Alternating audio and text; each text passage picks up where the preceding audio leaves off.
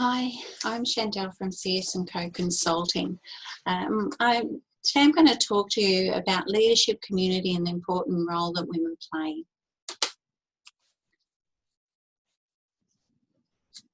So, what a little bit of a misleading word that strength is.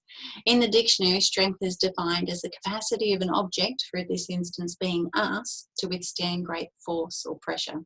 In the business world, they see strength as hardiness, sticking to your views, somewhat aggressive behaviour. Therefore, women previously have been overlooked in large corporate organisations for leadership roles, as we're not seen in that light. The world of business is now progressing though, and women play a very important part in the process. Or should I say the right type of women. Those that are confident in themselves and still hold strong to their caring and compassionate side. To me, this is a true leader. While it's important to demonstrate the sureness so people believe in your abilities and trust that you can lead them, it's also important to show your leniency and understanding and the circumstances of others. You know, that empathy is a major part of that leadership.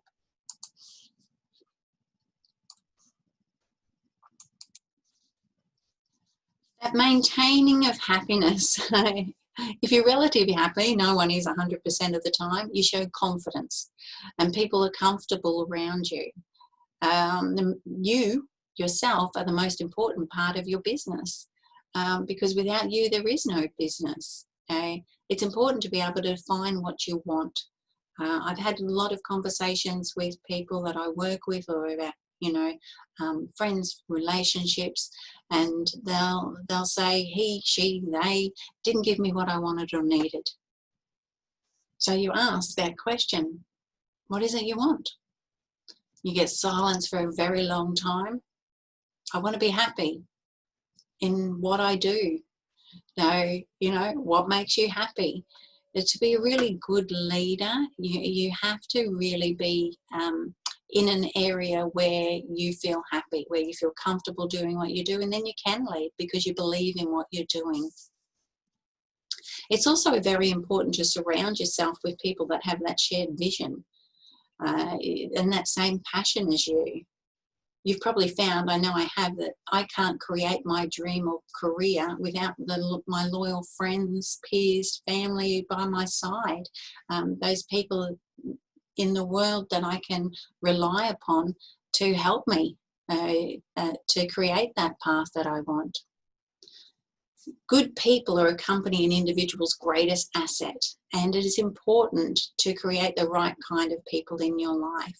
It's important to introduce new people continually into your circle. It creates new visions and new ideas. Communicate regularly and get to know your people, understand their needs and their lives also, because remember, being a true leader is not all about me. Delegation is probably one of my biggest weaknesses, so you'll see there, and it happens because when you're passionate about something, you've got that fear of letting go. But don't be afraid to delegate. Trying to do everything yourself would not only inhibit the potential for your success and the ability to reach your goals. So learning to delegate and become more selective of what you devote your time can remove what's holding you back. I always thought it was a weakness for asking someone for help. But it's actually really empowering, as I no longer had that horrible fear of failure. Transparency. So how is anyone going to know what you're trying to achieve if you're keeping it to yourself? Being honest and transparent is not a bad thing. We've come a little bit of a society where we like to promote false life. We take 90 selfies of ourselves to get that perfect picture. We put up photos of our kids behaving their best and never mention the hard times. It gives a false meaning to what real life is. So don't be afraid of your flaws. Allow people to be part of the whole journey. If you're engaging those who are working with you and trying to support you know, they're trying to support you, it lets them know how dedicated you are to them and yourself to achieving the goals, the joint goals for the company and yourself. That one, their commitment. Never give up and never lose sight of what you believe in. It can be hard sometimes.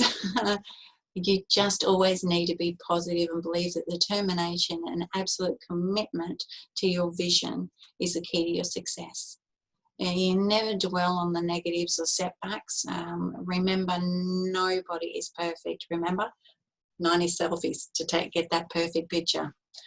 So no matter what social media tells us, being able to let go and carry on is a very empowering thing.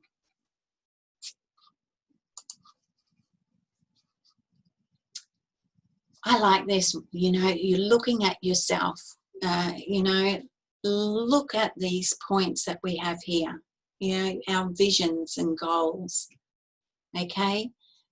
The old saying of healthy body, healthy mind isn't a fable. It's 100% true.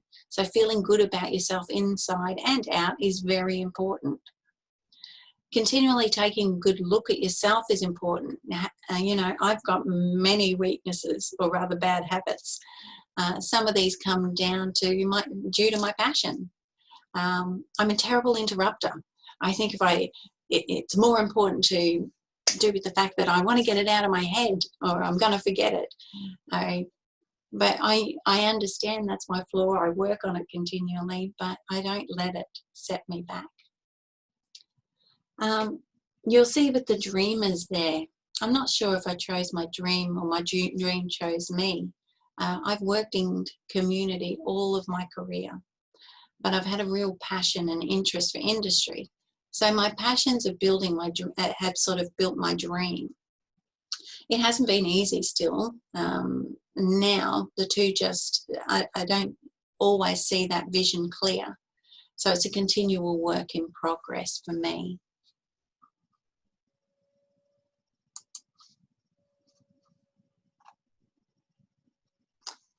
This is a really big, important thing, change in progression over the times. So women have always been represented between the ages of 20 to 24, but not 25 to 35 within industry over the years. And usually because numbers were dropped off. And you'll see that they're generally because of the childbearing years. It's just a society thing. So in the labour market, you'll see down here how we've changed. You've got, back in the early days, 60s, you had progressively, white males in leadership roles. But then have a look at today. We've got a wonderful diversity, not only women, but large representation of people from other cultures. My passion is being from Australia, Aboriginal and Torres Strait Islanders, more and more female Aboriginal women representing organisations and management. And even within technical roles, women in non-traditional trades. It's such a great thing to see that change and that progression. These here just shows you that participation rate, as I said before, how they've dropped off over the years, and the labour force, how it changes. And this is something that when we do get together, we can discuss a little bit more in detail, and I can explain the differences the changes that have been happening here in Australia, especially for women and for Aboriginal and Torres Strait Islanders within Australia, and that diversity across all of the sectors.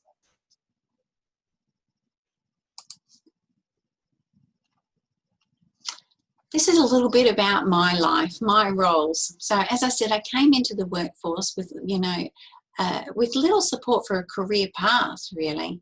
I'm in my 50s, and it wasn't sort of having there was not really that career part dream, especially with the career choice that I wanted to.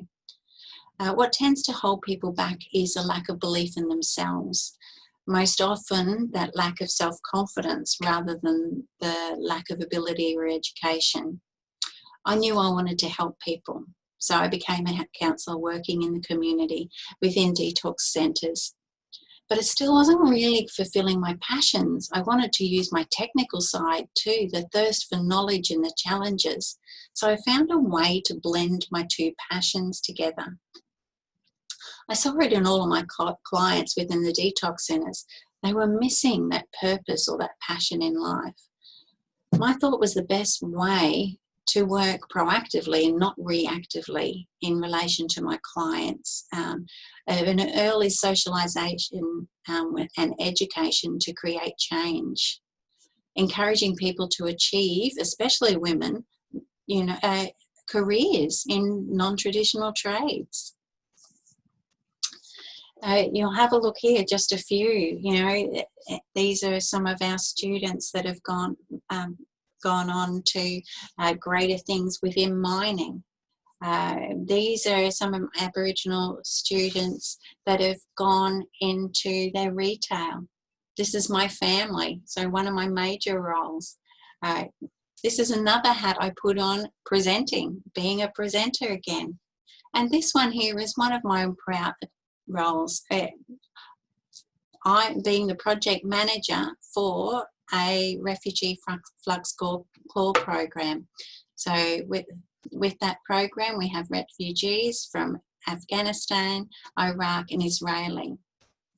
So that was a real moment for all of these gentlemen coming to Australia and then having this change in role reversals as such. It wasn't something they were used to, but we worked really hard and it was a fantastic program and we got a wonderful amount of success out of it.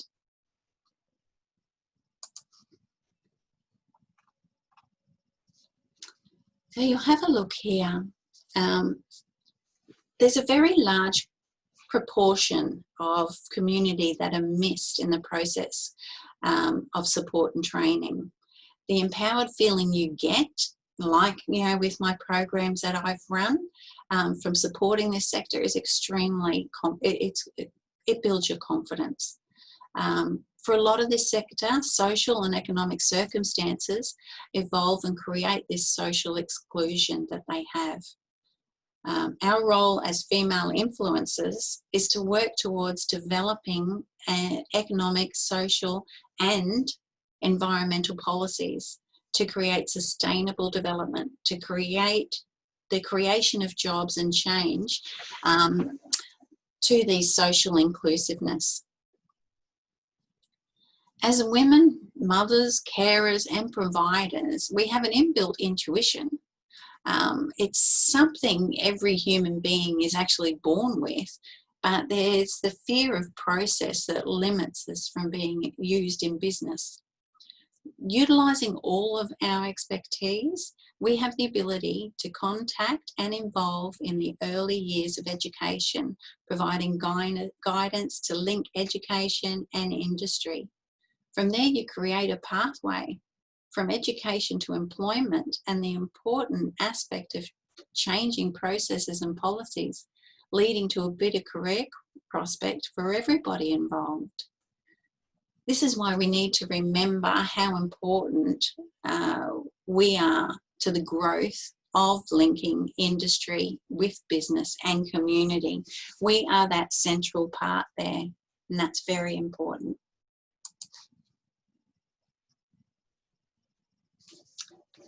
It took me a very long time to realise the importance of my role and to have the confidence that I could be a strong leader.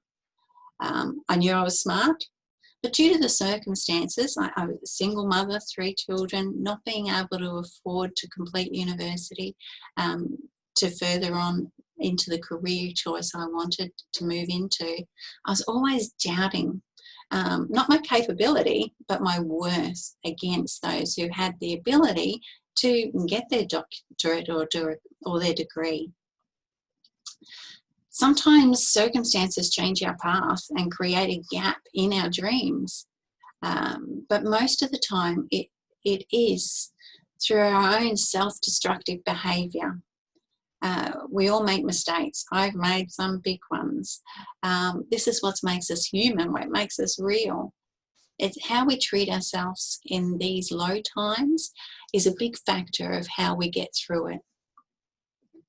It comes down again to those society trends and how we grew up. It's a very bizarre thing most of us have seen as a child. Criticism to try and change unacceptable behaviour. So adults, when we make a mistake, the first thing we do is criticise ourselves instead of solving the issue or mistake by positive, problem solving. Psychologists understand that repetition of words influence our thoughts and feelings. So it's important how we speak to ourselves and to those around us. And these words can determine our capacity to perform well. And that's the same with our teams. These words, especially within, as again, looking in these diversity groups, are very crucial. Using these positive words and understanding the correct terminology is what's going to create that true leadership and change within organisations. It's a very important part, that.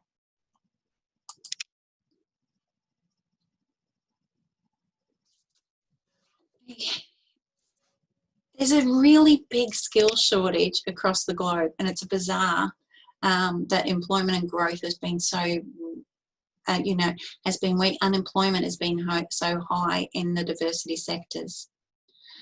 Organisations across the labour market, across the whole labour market.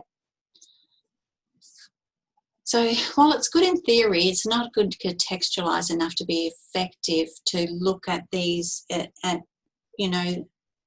this sort of clumped, fast, reactive processes about diversity. They need to really be contextualised so that they're effective and long term. This is where women can shine.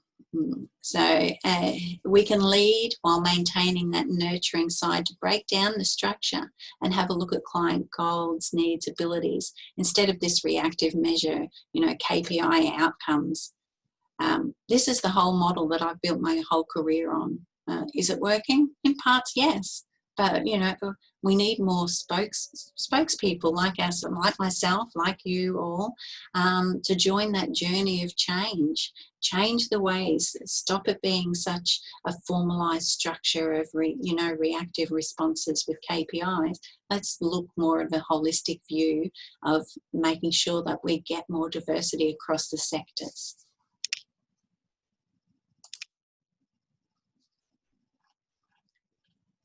This is just a quick, again, to recap on that, a call.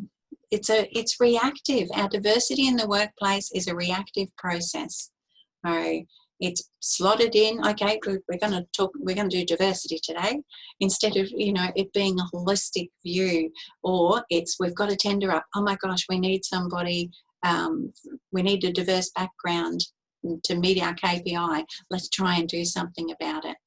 So it's really important to have a look at changing this process. The best starting point is, as I say, is to be that spokesperson, start making a difference, becoming a project, or a liaison within your organisation or where you work. You can bridge that understandings between cultures, identities, gender equality. Within Aboriginal and Torres Strait Islander participation, where I've dedicated most of my life's work, this communication supports it, but they've been the backbone of the success from what I do. Industry partners have suggested their needs are best met by this shared coordination. I'm going to finish with you. We'll have a look at, I'll go into more of this, but it's about leading the way. It's a very, very important thing. Lead the way. Be your part. Transparency, assertiveness, nurturing, self-awareness, passion, pride, change, collaboration. All of these skills are what we need to develop to have the confidence in ourselves and lead the way to change. Remove the social media false life and replace it with reality. Work hard, dream big, and you'll achieve. Leadership is the ability to motivate people to work towards the true potential. The ability to expand on the person's natural skill set, desires for learning and personal change. These are all very, very important things, and I'm sure it's something that we can all achieve with that support.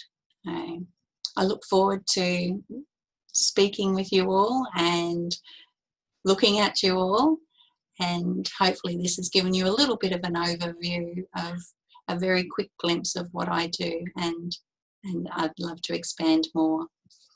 Look forward to it.